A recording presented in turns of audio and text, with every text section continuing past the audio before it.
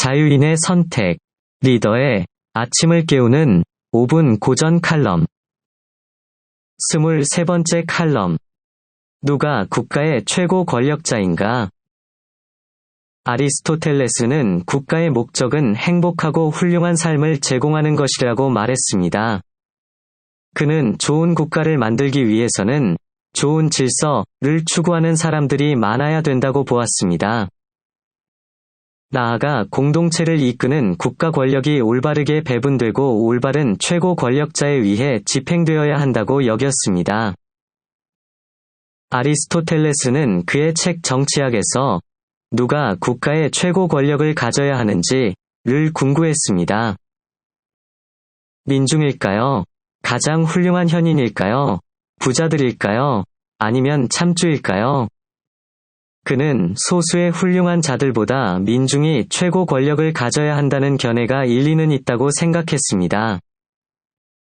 민중은 한 명 한 명은 훌륭한 사람이 아니지만 여러 사람이 이해한 것들을 합치면 전체로서 나름대로 전문가 못지않은 판단을 가질 수도 있기 때문이라는 것입니다. 그럼에도 민중이 훌륭한 소수자를 언제나 능가할 수 있을지 아리스토텔레스는 확신하지 못했습니다. 몇몇 민중은 사실상 들짐승과 무슨 차이가 있단 말인가? 이런 말은 불의에 쉽게 휩쓸리는 우중의 야만적 속성을 경계한 것으로 볼 수 있습니다. 그래서 그는 민중에게 국가의 최고 권력을 부여하는 것은 위험하다고 보았습니다. 아테네 정체가 민중에게 민의 심이나 재판의 배심원이 되도록 하되 국가의 재무관이나 장군, 최고 법정인 아레오파고스의 최고위 공직을 개방하지 않은 것도 이와 무관치 않습니다. 그럼 누가 국가의 최고 권력자가 되어야 할까요?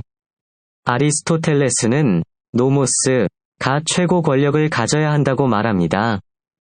민중도, 탁월한 소수도, 부자들도 아닌 노모스, 즉 법이었습니다.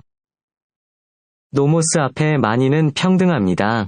올바르게 제정된 법, 이 최고의 권력을 행사하는 공동체가 좋은 질서를 만들고 또 좋은 국가를 만들 수 있습니다. 오늘날 법치의 수호자로 최고의 법정인 헌법재판소가 존재하는 이유입니다.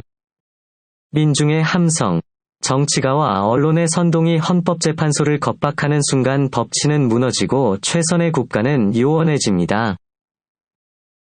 아테네 민주정은 노모스를 최고 권력자로 인정하고 복종할 때 융성했고 오로지 민중 다수의 힘이 법을 대신하는 경향이 팽배해지면서 쇠퇴했습니다. 국가의 최고 권력은 민중에게서 직접 나오는 것이 아닙니다. 전체 민중의 총의로 만든 헌법과 법률, 즉 노모스가 최고 권력의 원천이어야 합니다. 이 철칙이 무시될 때 민주주의는 위기로 내몰립니다. 헌법 절차를 밟으며 헌법 밖 조치를 요구하면 그것 역시 법치가 아닙니다. 국정농단을 징벌하는 대위에도 법치주의 무시는 허용될 수 없습니다. 정의를 세우기 위해서라도 과장과 왜곡이 더 이상 용납되어서는 안 됩니다.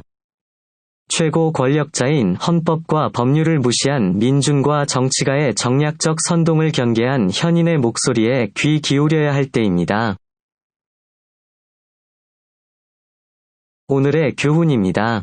아리스토텔레스는 국가의 최고 권력이 전체 국민의 뜻에 따라 만들어진 헌법과 법률에 주어져야 한다고 말합니다. 법을 뜻하는 노모스가 최고의 권력을 가질 때 민주주의는 올바르게 작동할 수 있습니다. 모든 사람은 노모스 앞에 평등해야 하며 국가의 법은 모든 사람을 지켜야 합니다.